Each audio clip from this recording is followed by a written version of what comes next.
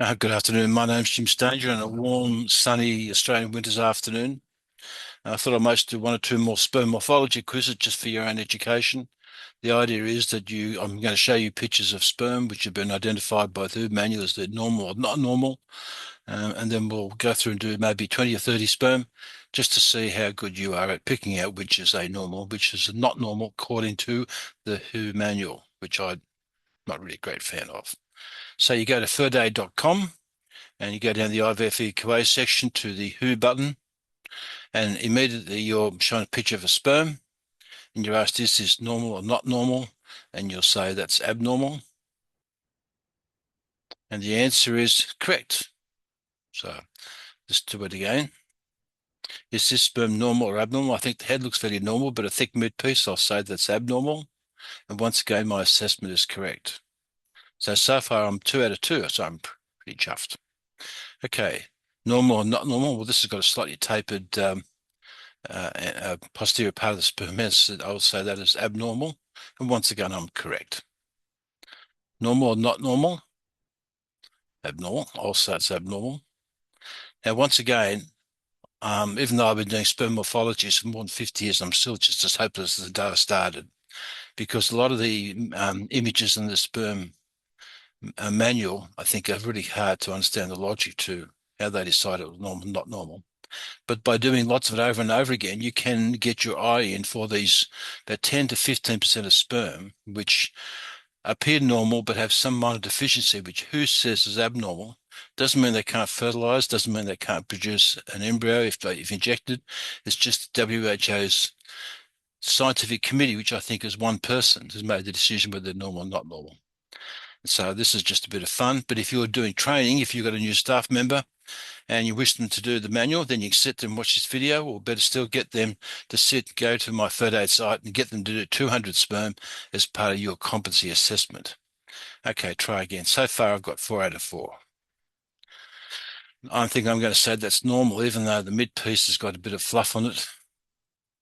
And once again, I'm correct. I'm probably better than I think I am. A slightly sort of a round sperm head with some vacuoles, abnormal. Correct. This is a slightly tapered head with a thickened mid piece, abnormal. Correct. I think it's a fairly shaped normal head, although some people will think that the posterior part is a bit tapered. I think I'm going to say that's abnormal. Try again. Slightly tapered sperm, abnormal. You can see most of the pictures coming up are abnormal. There's not that many normal ones. Try again. I should go through quickly. It's clearly abnormal. Try again this one. This basically looks a fairly normal sperm, but it's got a slightly bent mid-piece. So I'm going to say it's abnormal. But look at this, I'm wrong. WHO manual says this sperm is normal. So even though the mid piece looks like it's got a bit of a bend in it, that could just be an artifact. But I think the head looks perfectly normal, except that posterior part is slightly taping. So, like, no, I'm not infallible. Normal or not normal, I think I'll say that's normal, and I'm wrong. Normal or abnormal, I think that's abnormal. Yep. You see, go figure this. WHO figures this normal's got one vacuole. It's got a slightly thickened mid piece. And to me, the head isn't a nice normal answer. It looks like it's got a poor acrosome to me. And I don't think that's normal. But who am I? I'm just a mere schmuck. Um, this sperm here, normal or abnormal? I think that's normal. Yep, I'm correct. Normal or abnormal? Abnormal. I think I'll do 25 sperms. Just go through them very quickly. Normal or abnormal? I think that's abnormal. See, they said that's normal. Thicker mid piece. See, I still think that head. Okay. Abnormal. Try again. Clearly abnormal. Clearly abnormal. Normal or abnormal? I think I'm going to say that's normal. Yay. Oh, that's probably developed thick mid piece, abnormal, got a lot of vacuoles in it. Try again. I think that's a very tapered sort of head and a huge acrosome. Yep. Abnormal. Interestingly, look at the ratio here. This is the number of people that have assessed it. So 31% agree with the assessment that it is abnormal.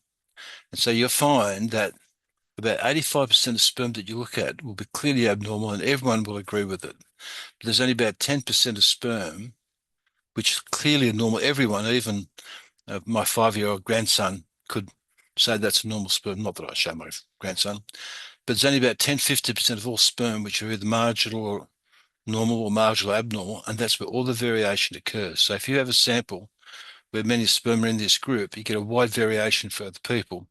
But if 85% of all the sperm are clearly abnormal, nearly everyone's going to get the same percent abnormal forms.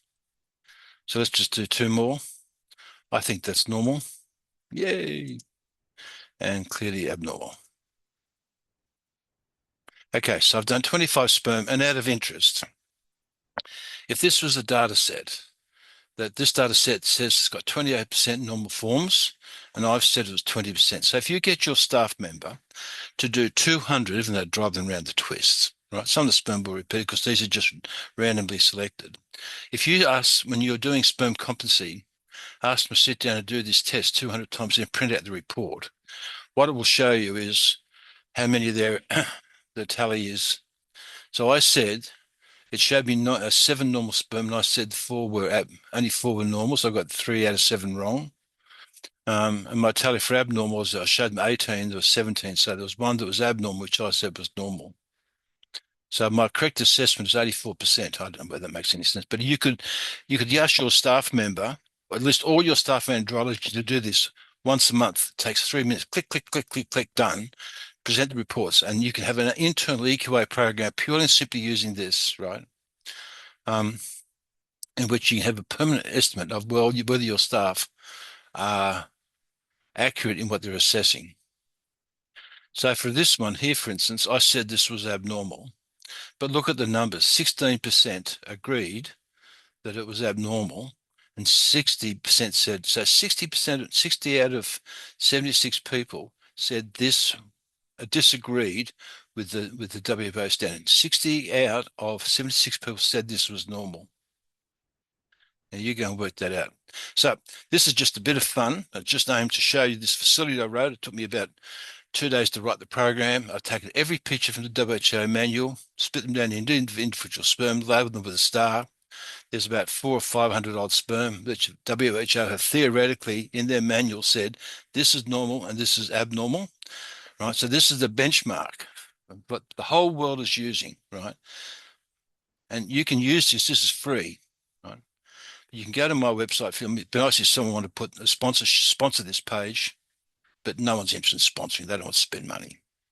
You use this as a tool for assessment for when people are being trained and for their competency. But you could ask everyone to sit down and do it once a month or with 3 months, or once every 6 months. Do 200 sperm. It'll take you the time it takes you to drink a cup of coffee, and you have a permanent ongoing record of sperm competency, and you know which ones your staff member are more likely to be really correct and which ones need training, and you can tell whether they're overestimating or underestimating normality. So at that point, I think I'll just say I hope you enjoyed it, and there's probably a lot more I can do in the future, but I just wanted to make this facility available to you if you wanted to use it. At that point, I think I'll say thank you and goodbye.